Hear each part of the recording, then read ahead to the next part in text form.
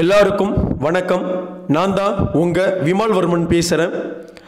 திருவண்ணாமலை நாயுடுமங்கலம் அக்னி கலச பிரச்சனை முற்றி வன்னியர் சங்கம் மாபெரும் ஒரு பேரணி போராட்டத்தை வருகின்ற வியாழக்கிழமை அறிவிச்சிருக்கிறாங்க.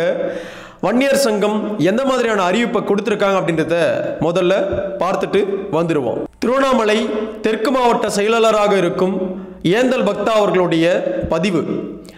வன்னியர் சங்கத்தின் அவசர அறிவிப்பு. வன்னிய பேரினமே திருவண்ணாமலை நகரில் ஒன்று கூடுவோம். மீண்டும் அக்னி கலசத்தை நிலைநாட்டுவோம். குலதெய்வம் மருத்துவர் ஐயா அவர்களின் திருக்கரங்களால் திறக்கப்பட்ட நாயுடுமங்கலம் அக்னி கலசத்தை மீண்டும் அதே இடத்தில் நிலை நாட்டுவோம். நிகழ்ச்சி நிரல்.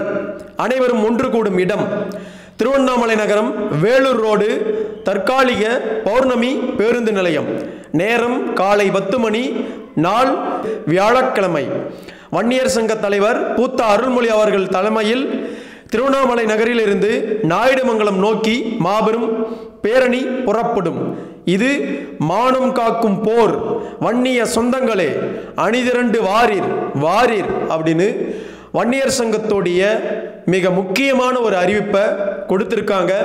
கண்டிப்பாக திருவண்ணாமலை மாவட்டத்தை சுற்றி இருக்கிற அனைத்து வன்னியகுல சத்திரியர்களும் நாயுடுமங்கலம் அக்னி கலச பிரச்சனையை நம்மளுடைய பிரச்சனையா மனசில் நினைச்சு இந்த மாபெரும் போராட்டத்துக்கு, இந்த மாபெரும் பேரணிக்கு நேரடியாக திருவண்ணாமலையில் வருகின்ற வியாழக்கிழமை கலந்து கொள்ளணும் அப்படின்னு அனைத்து வன்னியகுல சத்திரிய சொந்தங்களுக்கும் அனைத்து பாட்டாளி சொந்தங்களுக்கும் விமல்வர்மன் யூடியூப் சேனல் சார்பாக கேட்டுக்கொள்கிறேன்.